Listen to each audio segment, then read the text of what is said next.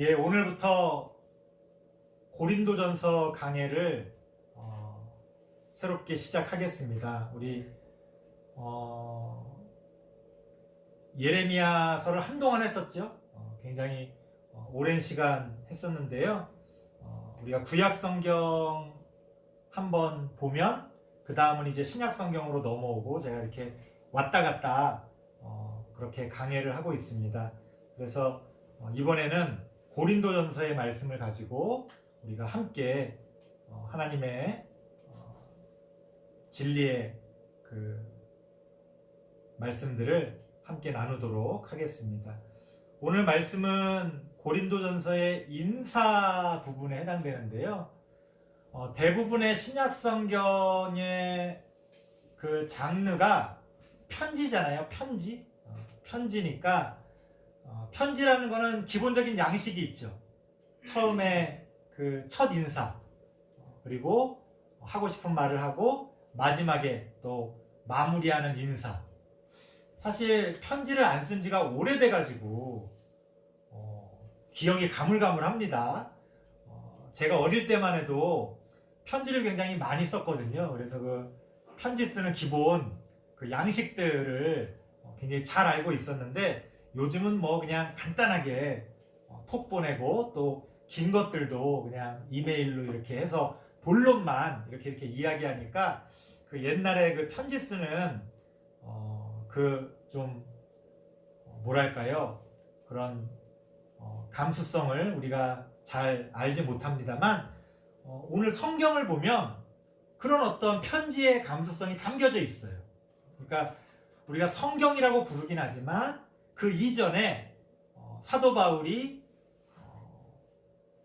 각 지역에 있는 어떤 교회들에게 보내는 그 어떤 편지로서의 형식을 잘 갖추고 있는 것을 보고 있습니다. 그래서 매번 조금씩 다르긴 합니다만 비슷한 형태로 사도 바울이 인사말을 이렇게 건네고 있는 것을 보게 됩니다. 오늘은 그 인사말 가운데서도 특히 사도라고 하는 그 단어에 우리가 좀 관심을 기울이면서 한번 말씀을 생각해 보도록 하겠습니다. 특별히 오늘 설교 제목을 사도의 무게라고 잡았어요. 그러니까 사도라고 하는 그 단어가 주는 무게가 있다는 거지. 그러니까 우리는 그걸 잘 모르지요. 우리는 그냥 그 성경에 나오는 사도라는 것에 대한 그 감각이 좀 떨어지기 때문에 잘 몰라요. 하지만 당시에 이 사도라고 하는 단어가 갖고 있었던 어떤 그 단어의 무게를 우리가 한번 생각해 보면서 하나님이 우리에게 주시는 교훈을 함께 나눠보도록 하겠습니다. 자, 1절 말씀에 보면 사도 바울이 인사를 하면서 뭐라고 하고 있느냐? 그리스도 예수의 사도로 부르심을 받은 나 바울이 너희한테 편지를 쓴다, 이렇게 이야기합니다. 자신을 뭐라고 소개하고 있습니까? 그리스도 예수의 사도로 부르심을 받았다고 소개하고 있습니다. 굉장히 무게가 있는 거예요.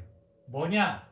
본래 사도라고 하면 좀 이따 이제 그 일반적인 뜻도 말씀드리겠습니다만, 우리가 특별히 사도라고 하면 예수님의 12제자를 이야기하는 거죠. 예수님의 12제자.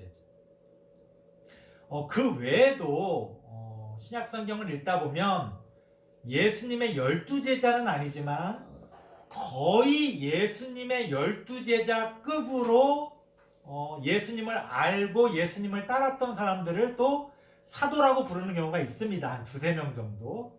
하지만 어쨌든 이 사도라고 부를 수 있는 이 인물들은 아주 예수님과 각별한 관계를 유지하고 예수님에게 직접 가르침을 받았던 사람들을 우리가 사도라고 부릅니다. 그래서 교회의 역사 가운데서도 이 사도의 권위라는 게 있는 거예요.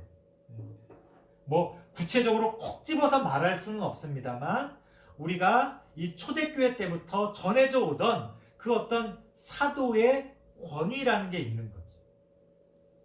그런데 사실은 사도 바울 같은 경우는 우리가 베드로를 부를 때 일부러 사도 베드로 이렇게 부르진 않잖아요.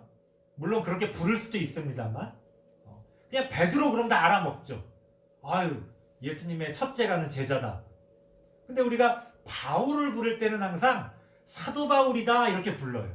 왜? 바울 스스로가 자신을 자꾸만 나 사도야 이런 얘기를 항상 말끝마다 했거든요. 왜 그랬을까? 왜 그랬을까? 안타깝지만 사도 바울은 예수님을 따르던 예수님의 제자가 아니었다는 거예요.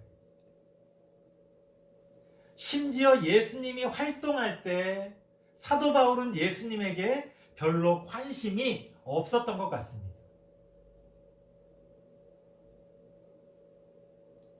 그럼 사도 바울은 언제 등장하느냐? 사도행전을 보면은 사도 바울은 예수님이 죽으시고 예수님의 제자들로 인해서 교회가 막 성장해 가려고 하던 그런 시기에 당시 그 교회가 유대교에 의해서 박해를 받던 기독교가 유대교에 의해서 박해를 받던 그 시기에 사도 바울이 등장합니다.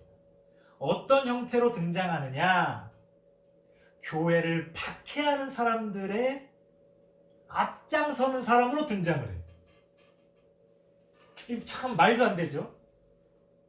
우리는 사도 바울을 교회의 아주 중요한 진리를 지켰던 그런 순교자처럼 그런 전도자처럼 우리는 사도 바울을 생각하지만 본래 사도 바울의 삶은 예수 믿는 사람들을 박해하고 잡아가던 그러한 모습으로 성경에 등장하고 있다는 겁니다. 성경을 한번 찾아볼까요? 아이 설마 그럴 리가 있느냐? 사도행전 8장 3절 말씀 한번 찾아보겠습니다. 우리가 이미 다 알고 있긴 하지만 그래도 또 이렇게 짚고 넘어가는 게 중요하니까요. 사도행전 8장 3절 신약성경 199페이지 정도 됩니다. 신약성경 199페이지 사도행전 8장 3절 말씀에 보면 사울이 여기서 성경에서 말하는 사울은 바울이라고 이름이 바뀌기 전에 바울의 이름입니다. 사도행전 8장 3절 같이 한번 읽어보겠습니다. 시작. 사울이 교회를 잔멸할세 각 집에 들어가 남녀를 끌어다가 옥에 넘기니라. 교회를 아주 잔멸했다. 아주 그냥 씨를 말렸다. 얼마나 그냥 악독하게. 마치 유대인들이 독일에서 그 나치에게 박해를 받을 때 우리 영화 같은 거 많이 봤잖아요. 게슈타포 막 비밀 경찰이 막 들이닥쳐가지고 막 끌고 가는 모습들 그런 거 생각해 보시면 돼요. 우리나라 일제시대 때 독립운동하던 사람들 그 일본 순사들이 들이닥쳐서 막 끌고 가던 고문하고 잡아 죽이던 그런 모습을 생각하면 됩니다. 바울이 그런 사람이었다는 거예요. 근데 예수님을 환상 중에 만나고 이름을 바꾸면서 새로운 사람이 되지. 사실 이 성경에서 지금 말 나온 김에 말씀드리자면 이름이 바뀌는 인물들이 몇 명 있어요. 구약 때부터 이름이 바뀌는 인물들이 있는데 이 이름이 바뀌는 인물들이 굉장히 중요합니다. 아무나 이름이 바뀌지 않아요. 하나님이 특별히 이름을 바꿈으로써 그 사람들을 그 역사 가운데서 아주 특별하게 사용하시는 걸 볼 수 있어요. 그래서 이름이 바뀌는 사람들만 우리가 이렇게 찝어서 살펴보면 또 아주 재미있는 그런 어떤 성경의 흐름들을 우리가 볼 수 있습니다. 그건 나중에 기회가 되면 한번 하도록 하고요. 바울도 사울에서 이름이 바뀌어지는 그런 놀라운 아주 인생이 180도 달라지는 그러한 경험을 하게 됩니다. 하지만 그럼에도 불구하고 사람들의 기억 가운데는 심지어 사도 바울에게 박해를 받았던 사람이 다 살아있고 그 가족들이 다 교회를 다니고 있는데 사도 바울이 어느 순간 나 예수 믿고 변화됐다. 나도 이제 사도다 그러니 굉장히 많은 것들을 통해 사도 바울이 자신의 신앙과 자신의 사도됨을 증명했는데도 불구하고 여전히 사도 바울을 받아들이지 못하고 사도 바울을 인정하지 않았던 사람들이 많이 있었다는 거예요. 고린도전서로 다시 넘어가 볼까요? 고린도전서 신약성경 263페이지 정도 됩니다. 고린도전서 한번 4장을 한번 살펴볼게요. 4장 3절 266페이지 고린도전서 4장 3절 이거 한번 읽어보겠습니다. 고린도전서 4장 3절 시작. 너희에게나 다른 사람에게나 판단받는 것이 내게는 매우 작은 일이라 나도 나를 판단하지 아니하노니. 구체적으로 사도 바울이 어떤 판단을 받았는지는 모르겠지만 아마도 그 가운데 아주 큰 부분은 사도 바울의 뭐랄까요? 원죄라고 할까요? 교회에 나오기 전에 그 교회를 박해했었던 그 사도 바울의 원죄에 대해서 사람들이 여전히 사도 바울을 판단하지 않았을까? 널 어떻게 믿냐? 내가 너한테 어떻게 당했는데? 우리 부모님이 너 때문에 돌아가셨는데? 이런 사람들이 교회 안에 있지 않았겠어요? 사도 바울과 같이 교회를 다니진 않았겠지만 당시 그 초대교회 안에 그런 사람들이 있었다는 거예요. 여전히 사도 바울이 아무리 예수의 이름을 위해서 헌신하고 목숨을 바쳐서 교회를 위해 애를 써도 여전히 사도 바울을 인정하지 않고 부정하고 판단하던 사람들이 있었다는 겁니다. 그런 사람들을 향해서 사도 바울이 뭐라고 말합니까? 그럼에도 불구하고 나는 사도다 라고 이야기하는 거예요. 나는 사도다.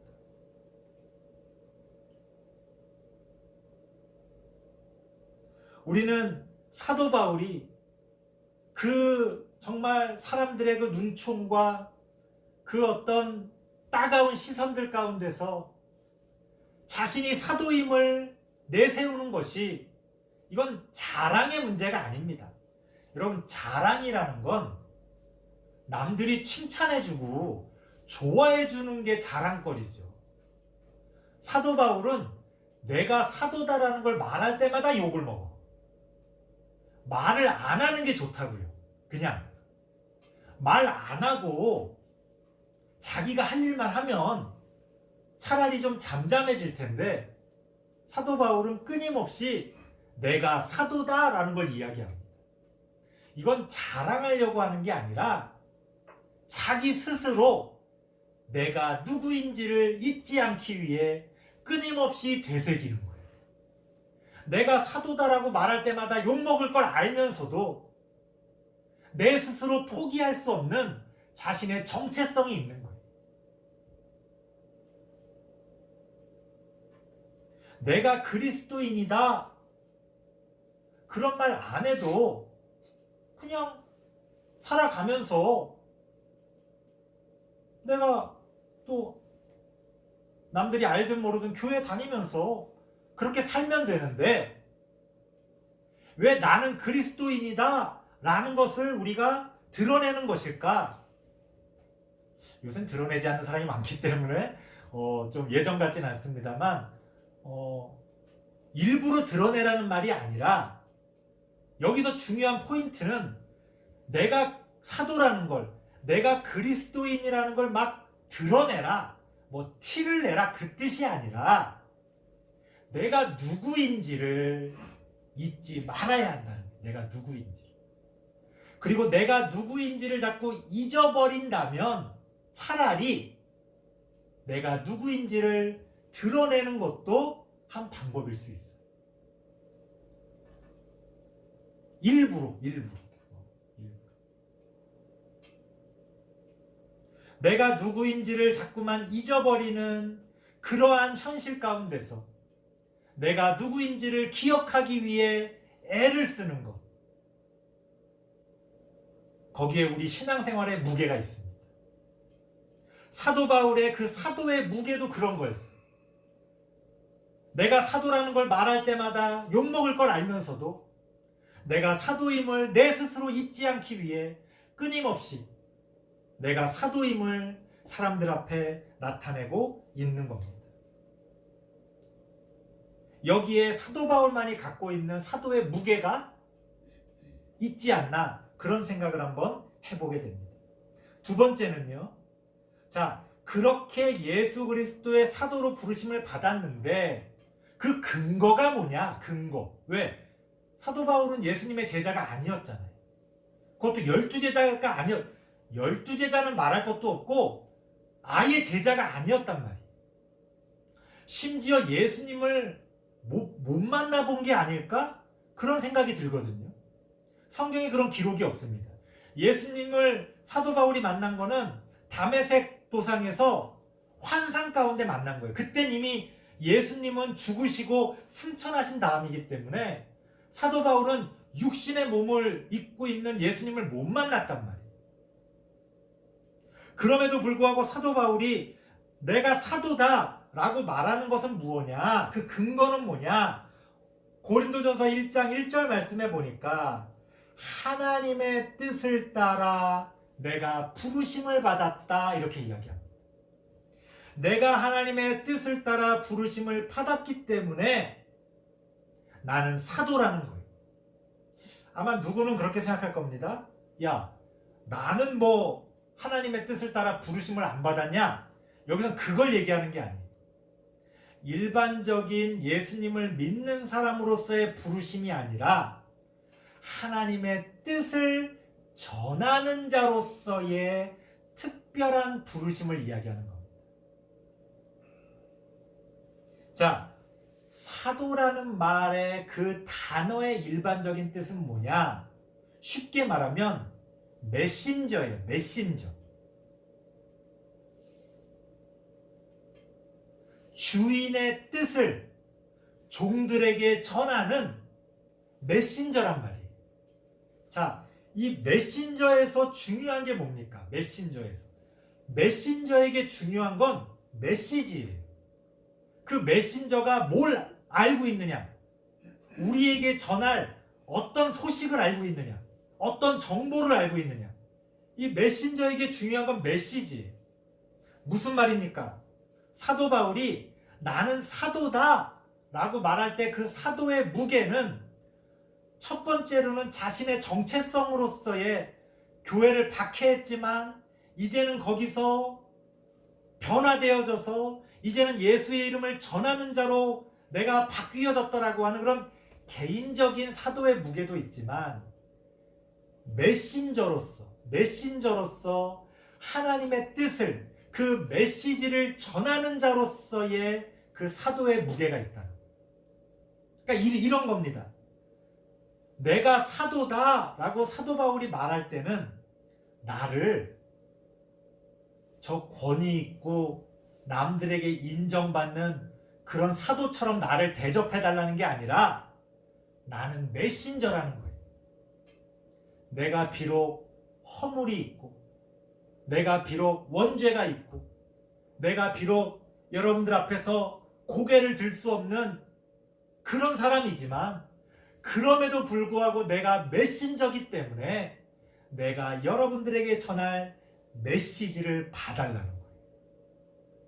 그러니까 나를 볼 때 나를 무슨 사도의 권위를 가진 이 바울이라는 사람을 드러내기 위해, 자랑하기 위해 내가 사도다, 날 봐라, 이게 아니라 나는 메신저니까 나를 보지 말고 내 메시지를 봐달라. 내가 여러분들에게 전할 하나님의 뜻을 봐달라. 그게 옳은지 그른지, 그게 예수님의 가르침과 맞는지 맞지 않는지 그걸 보고 판단해 달라는 거예요. 이게 사도 바울이 가지고 있었던 사도의 또 다른 무게였다는 거예요. 내가 메신저로서 그 하나님의 메시지를 갖고 있다라는